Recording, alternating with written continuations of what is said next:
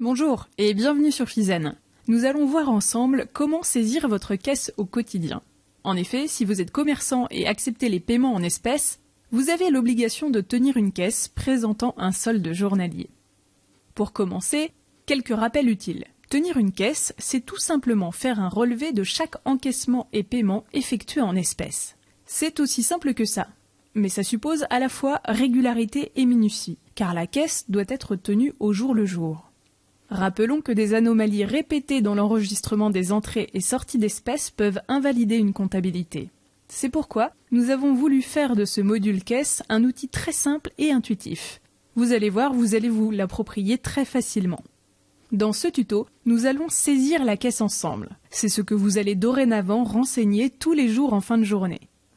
À la fin de cette vidéo, nous vous proposerons un bref rappel de vos obligations en matière de tenue de caisse. Si c'est la première fois que vous avez à en tenir une, nous vous conseillons de ne pas sauter ce point d'étape utile.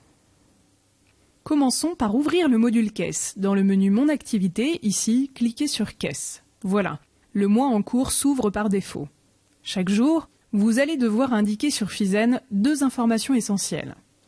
Les entrées d'argent, donc les paiements clients, et les sorties d'argent lorsque vous déposez des espèces en banque ou bien utilisez des espèces de la caisse pour payer un achat professionnel.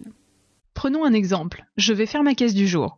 Pour renseigner mes données, j'ouvre tout simplement le jour concerné dans le calendrier, ici. Voilà, tout se passe ici. Vous avez plusieurs onglets. Ouvrez d'abord l'onglet Recettes. Ici, vous allez simplement reporter les montants de votre ticket Z. Pour démarrer, il vous faut d'abord paramétrer la caisse. En effet, si vous avez une activité soumise à différents taux de TVA ou bien si vous faites à la fois de la vente de marchandises et de la prestation de services, il vous faut distinguer ici les montants de chiffre d'affaires journaliers associés à chaque catégorie de vente. Pour faire apparaître ces distinctions, cliquez sur Profil dans le menu Paramètres, puis ouvrez le menu Caisse. Prenons un exemple. J'ai un restaurant et mon activité est soumise à deux taux de TVA. 10% pour la vente de repas et 20% pour la vente d'alcool. Je crée une première catégorie de produits en cliquant sur le bouton plus, ici. Je renseigne le libellé Vente repas et lui associe la qualification comptable adaptée, Vente de biens, ici, et j'indique juste à côté le taux de TVA appliqué, soit 10%. J'ajoute une autre catégorie de produits pour la vente d'alcool et j'enregistre. Ainsi, lorsque je retourne dans ma caisse, je peux distinguer dans ma recette les montants de CA de chaque catégorie de produits vendus.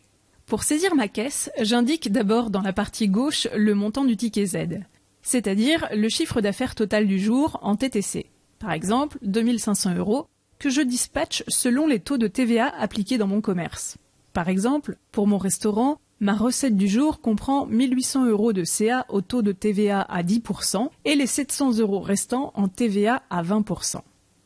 Puis, dans l'encadré à côté, je précise les encaissements du jour. Par exemple, j'ai encaissé 150 € de paiement en chèque, 1750 en carte bancaire et 250 en ticket restaurant. Vous voyez que vous n'avez pas à vous soucier du montant en espèces, celui-ci se calcule automatiquement en fonction des montants déjà indiqués dans les autres modes de paiement. Voilà, une fois terminé, j'enregistre. J'utilise l'onglet suivant en cas de sortie de caisse, par exemple un dépôt en banque. Ainsi, en fin de journée, je compte déposer 1250 € d'espèces en banque. Je l'indique donc ici sur la ligne remise en banque d'espèces. Si j'ai utilisé des espèces de la caisse pour régler un achat pro, je clique sur Ajouter une ligne. Par exemple, j'ai acheté des recharges d'imprimantes pour 42 €. J'indique la somme exacte et je choisis la qualification adaptée. Ici, fourniture administrative. C'est évident, mais rappelons-le quand même, s'il vous reste de la monnaie à l'issue de cet achat, vous avez bien entendu l'obligation de la redéposer en caisse. Soyez également vigilant dans le report des montants de vos entrées et sorties de caisse. Vous avez peu de temps à vous et une erreur est vite arrivée. Sachez que l'expert comptable qui fait votre bilan devra reprendre vos états de caisse entièrement s'il constate des incohérences entre ce que mentionne votre relevé bancaire et ce qui a été indiqué dans le suivi de caisse Fizen. À la clé, ce sont souvent des refacturations de temps passé qui sont en jeu. Ensuite, il vous reste une dernière action pour la tenue quotidienne de votre caisse. C'est l'inventaire de caisse.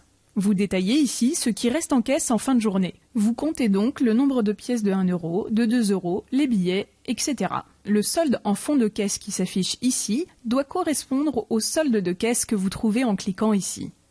L'onglet créances, ici, sert lorsque vous avez concédé un crédit à un client. Lorsque vous avez vendu un produit sans l'encaisser, vous cliquez sur « Ajouter une ligne » dans la partie jaune ici.